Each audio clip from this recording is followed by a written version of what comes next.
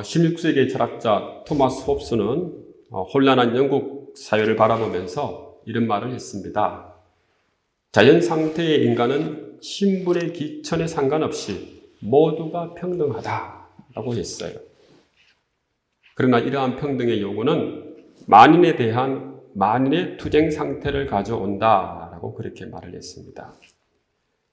인간은 누구나 자신의 생명을 보호하기 위해서 자신의 뜻대로 자신의 힘과 권리를 가지려고 합니다. 그러기에 인류 역사는 서로가 힘을 가지기 위해서, 주도권을 가지기 위해서 끊임없는 투쟁과 갈등을 반복하고 있어요. 힘을 가진 자만이 자신의 생명을 보호할 수 있고, 힘을 가진 자만이 자신의 권리를 지킬 수 있고, 힘을 가진 자만이 주도권을 가질 수 있고, 힘을 가진 자만이 모든 것을 결정할 수 있기 때문입니다. 또 힘을 가진 자만이 많은 것을 차지할 수 있기 때문입니다. 그래서 사람들은 힘을 가지기 위해서 수단과 방법을 가리지 않습니다. 힘을 가지기 위해서 비도덕적이고 비양심적인 행위도 서슴지 않습니다. 그래서 때로는 그 과정이 적대적이고 투쟁적이며 파괴적이기도 합니다. 오늘날 우리는 한정된 자원 속에서 치열한 경쟁을 하며 살아가고 있습니다. 우리가 가지고 살아가야 하는 이 물적 자원은 한정되어 있어요. 그래서 경쟁이 심할 수밖에 없습니다. 그런 경쟁 가운데서 힘을 가진 자가 많이 가질 수도 있고, 힘을 가지지 못한 자는 작게 가질 수밖에 없는 불평등한 구조 속에서 우리가 살 수도 있습니다. 홉스가 말한 만인에 의한 만인의 투쟁으로 표현되는 형식은 정치, 경제, 때로는 종교적인 영역에서도 우리가 흔하게 만날 수 있는 그런 현실이에요. 오늘 본문에 나오는 야곱의 이야기가 그렇게 낯설지 않습니다. 왜냐하면 야곱이 형을 속여서 장자권을 빼앗는 모습이 바로 우리들의 모습이기 때문입니다. 수단과 방법을 가리지 않고 이 현실 속에서 살아남으려고 하는 우리의 모습과 별반 차이가 없기 때문입니다. 고대 이스라엘 사회에서 장자권은 오늘날 우리 사회로 말하자면 부동산 자산과도 같은 겁니다. 만약에 부모의 땅과 집이 모두 장자에게만 가게 되는 상황이라면 우리는 가만히 있을까요?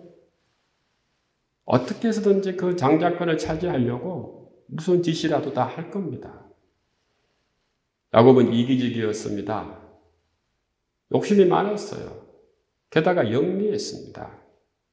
야곱은 아버지의 그 축복으로 말미암아 가문의 모든 유산들을 자기 것으로 만들려고 했어요. 다른 것은 눈에 들어오지 않았습니다. 오직 아버지의 그 장자권, 축복권만 눈에 들었던 겁니다. 야곱은 형의 장자권을 차지함으로써 나중에 어떤 결과를 가져올지에 대해서 생각하지 않았어요. 그저 어떻게 해서라도 수단과 방법을 가리지 않고 형의 장자권만 가지면은 모든 것이 다 잘 될 줄 알았습니다. 그러나 그 결과는 참혹했어요. 어떤 결과를 가져왔습니까? 창세기 27장 41절이죠. 그의 아버지가 야곱에게 축복한 그 축복으로 말미암아 에서가 야곱을 미워하며 심중에 이르기를 아버지가 곡할 때가 가까웠은즉 내가 내 아우 야곱을 죽이리라 하였더니, 야곱이 교활함에 농락당한 에서는 야곱에게 깊은 원한을 품습니다. 오늘 본문에서 에서가 야곱을 미워하다라고 하는 미워하다라는 히브리어가 이스톰이라고 하는 말이에요. 이 말은 야곱을 단순히 미워하는 정도가 아닙니다. 에서가 앙심을 품고 아버지가 돌아가시고 나면은 야곱을 반드시 죽이겠다는 거예요.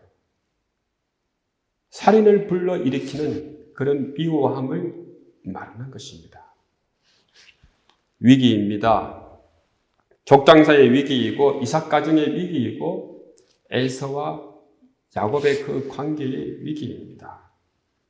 이 위기 가운데서 야곱은 말없이 가정을 떠납니다. 집을 떠나야 됩니다. 야곱은 형에게 깊은 상처와 원한을 남긴 채 말없이 멀리 도망갑니다. 창세기 28장은 야곱이 형 에서를 피해서 도망을 가는 중 광야에서 하나님을 만나는 그 이야기를 다루고 있어요. 우리가 우리 인생을 돌아보면은 야곱처럼 살 때가 많았음을 고백합니다. 자신만을 위해서 이기적으로 살며 자신의 욕망을 위해서 가족들에게 깊은 상처를 주며 남에게 돌이킬 수 없는 그런 아픔을 줄 때도 있었습니다. 그러나 하나님께서는 우리의 이기와 욕망 가운데서도 우리를 버리지 않으시고 우리를 어루만져 주셔서 우리를 거듭나게 하시고 새로운 삶으로 나아가게 하십니다. 그래서 오늘 성경에 등장하는 이 야곱의 이야기는 다름 아닌 오늘날 치열한 경쟁 가운데서 이 시대를 살아가는 우리의 이야기입니다. 야곱이 이기와 욕망을 향한 질주로 인해서 이삭의 가정은 산산조각이 났습니다. 야곱은 고향을 떠나고 사랑하는 아버지와 어머니를 떠나서 도망자의 신세가 됩니다. 이삭과 리브가는 야곱을 삼촌 라반의 집으로 보냅니다. 삼촌 라반은 밧단 아람에 살고 있었습니다. 즉 하란입니다. 아브라함이 떠나온 곳이죠. 브엘세바에서부터 이 하란까지 거리가 460km예요. 아주 먼 길입니다. 야곱은 걸어서 이 길을 가야 했던 거예요. 근데 길이 편한 길이냐? 그렇지 않아요. 광야길입니다. 가다가 죽을 수 있는 길이에요. 게다가 야곱은 형의 추격을 피해서 광야의 험한 길만 선택해서 도망을 갔습니다. 야곱은 자신의 욕망으로 형의 장자권을 빼앗으려고 하였으나 결과 자신은 집도 없이 절도 없이 유리하는 도망자의 신세가 된 것입니다. 야곱이 광야길을 가는 도중에 밤을 맞이하게 되었습니다. 야곱은 고난 몸을 돌베개 위에 의지해서 잠이 잠깐 들었어요. 이 돌베개는 야곱의 처지가 어떠한지 상징적으로 보여주는 그런 말입니다. 야곱이 광야의 도망길에서 자신을 지킬 수 있는 거라고는 오직 하나밖에 없었습니다. 그것이 뭘까요? 바로 돌베개예요. 창세기 28장 11절이죠. 우리 다 같이 한 목소리로 합독하겠습니다. 한 곳에 이르는 해가 진지라 거기서 유숙하려고 그곳의 한 돌을 가져다가 베개로 삼고 거기 누워 자더니. 여러분, 이 창세기 28장 11절의 그 상황을 머릿속에 한번 그려보십시오. 어떤 그림이 그려집니까? 험난한 광야길입니다. 아무도 없는 한밤중입니다. 근데 그 한밤중에 고요와 정막이 찾아옵니다. 야곱은 이 고요와 정막 가운데서 아마 자신을 돌아보았을 것입니다. 자신을 돌아보니까 자신이 형에게 너무나 못된 짓을 한 거예요. 그 행동에 대해서 후회도 했을 것이고, 그리고 자신의 처지에 대해서 깊은 연민도 가졌을 것입니다. 광야 돌베개 위에서 야곱이 잠이 들었습니다. 근데 놀라운 사실은 돌베개를 의지하고 잠을 자고 있는 이 야곱에게 놀랍게도 하나님이 임재하신 거예요. 야곱이 형의 장자권을 가로채고서 아버지의 축복을 받을 때도 하나님께서는 침묵하셨어요. 그러나 야곱이 도망자가 되어서 자신의 계획과 생각이 모두 다 무너지고 오직 남은 것은 돌베개 하나밖에 없을 때 하나님께서는 야곱을 찾아가신 거예요. 놀라운 일이죠. 여기 계시는 하나님을 발견하는 과정은 야곱에게나 오늘을 사는 우리에게나 늘 항상 있는 모습입니다. 우리는 세상에서 많은 재산을 쌓기를 원하지만, 많은 권력을 가지기를 원하지만, 아름다운 외모를 가지기 원하지만, 많은 인기를 누리기를 원하지만 세상 일이 우리 뜻대로 잘 되지 않아요. 세상 일이 우리 생각대로 잘 되지 않아요. 아무리 노력해도 더 이상 우리가 이룰 수 없는 것들이 너무나 많이 있습니다. 더구나 한치 앞을 내다볼 수 없는 요즘 같은 상황에서 우리는 더욱더 깊은 낙심과 절망과 좌절을 하면서 살 수밖에 없습니다. 우리에게 남아있는 것이 돌베개 하나밖에 남지 않을 수 있어요. 겨우 머리 하나 들 수밖에 없는 단칸방이 우리 전부일 수 있고, 겨우 한 달 살 수 있는 생활비가 전부일 수 있습니다. 사랑하는 성도 여러분, 그럴 적에 낙심하고 좌절하지 마시기 바랍니다. 돌베개 하나밖에 없는 바로 이때가 우리가 우리 자신을 바르게 볼 수 있는 때예요. 우리 마음을 가득 채웠던 모든 상황에서 한 발 물러나 자신을 진정으로 볼 수 있는 때가 바로 이때예요. 돌베개 하나밖에 없을 때, 이때는 우리 비로소 하나님을 만날 수 있는 때입니다. 돌베개 하나밖에 없을 때 하나님께서는 비로소 우리와 함께 하시는 겁니다. 이 돌베개 하나밖에 없을 때 우리는 하나님을 발견하는 영적인 눈을 뜰 수 있는 거예요. 야곱은 도망자로서 강야에서 그 한밤중에서 돌베개 위에서 비로소 여기 계신 하나님을 보기 시작했고 만나기 시작한 것입니다. 차디찬 그 돌베개 위에서 영원하신 하나님께서 자기 인생의 간섭하심을 보았던 거예요. 그 차디찬 돌베개 위에서 하늘의 신비를 보았고 하나님의 그 영원함을 보았던 것입니다. 창세기 28장 12절이죠. 다 같이 한번 읽어보겠습니다. 꿈에 본 적 타닥다리가 땅 위에 서 있는데 그 꼭대기가 하늘에 닿았고 또 본 적 하나님의 사자들이 그 위에 오르락내리락 하고. 풍족한 아버지 집에 있을 때도 야곱은 이 장면을 보지 못했어요. 형 에서의 장자권을 빼앗을 때도 야곱은 하늘의 신비를 보지 못했어요. 하늘의 영혼을 보지 못했어요.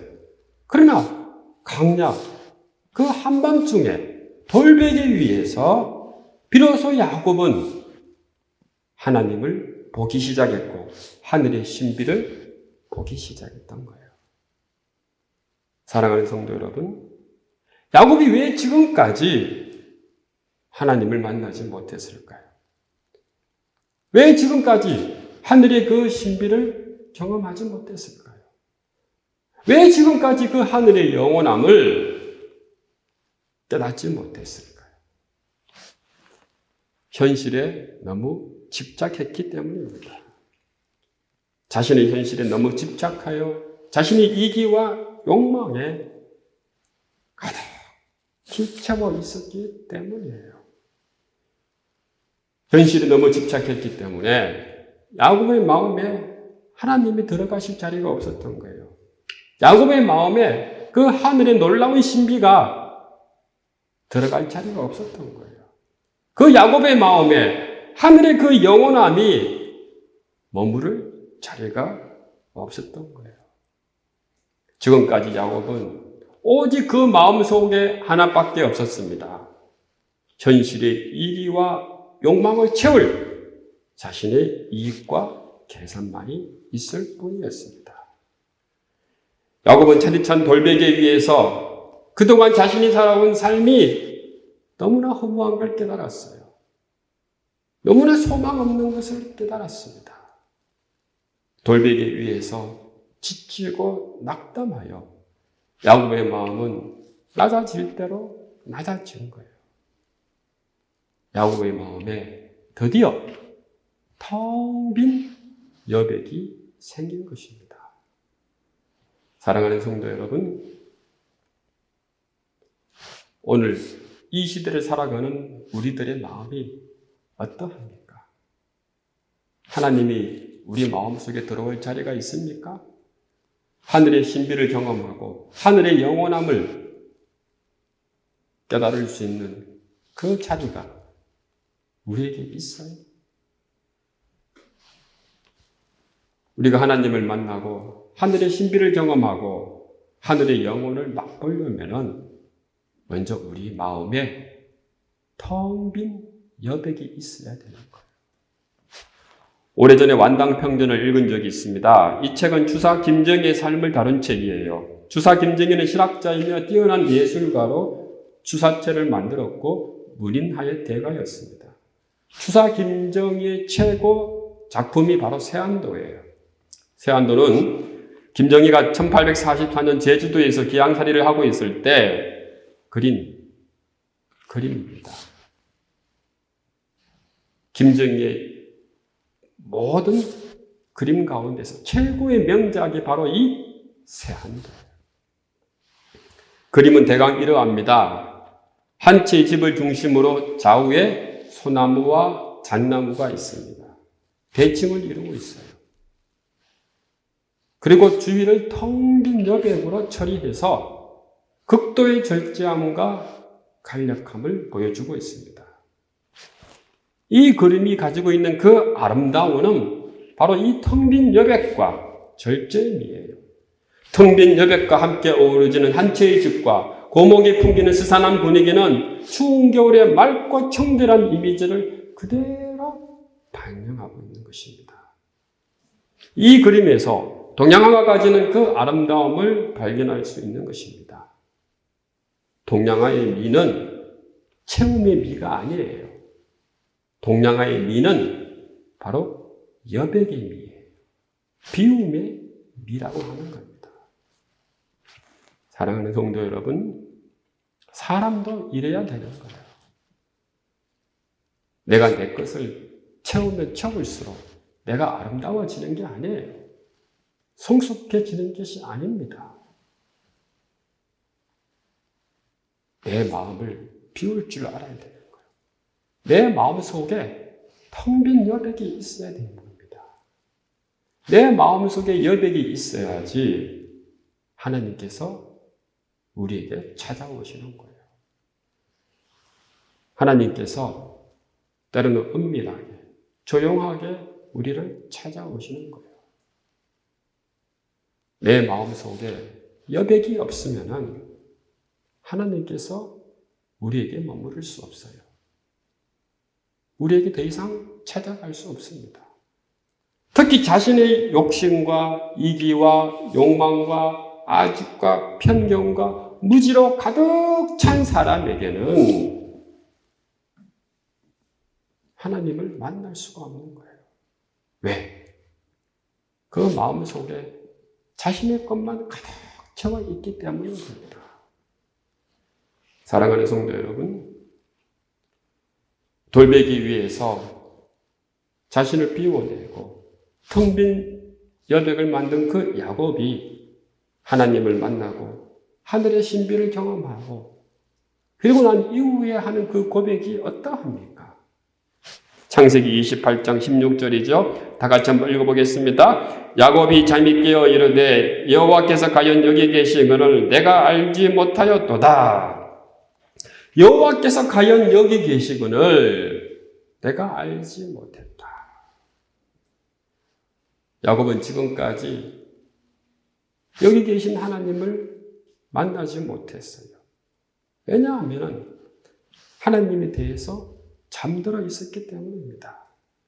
그의 마음이 온통 자신에게 집중되어 있고 땅의 것에만 몰두하고 있었기 때문입니다. 우리 마음도 마찬가지예요.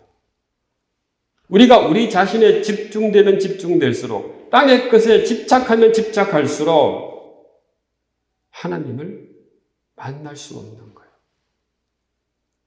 여기에 계시는 우리와 함께 하시는 하나님을 만날 수가 없는 거예요.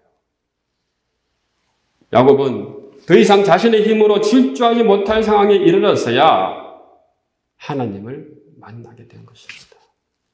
자신의 힘으로 아무것도 할 수 없는 그 지경에 이르렀어야 비로소 하나님을 만나고 하늘의 신비를 경험하고 하늘의 영원을 보았던 것입니다.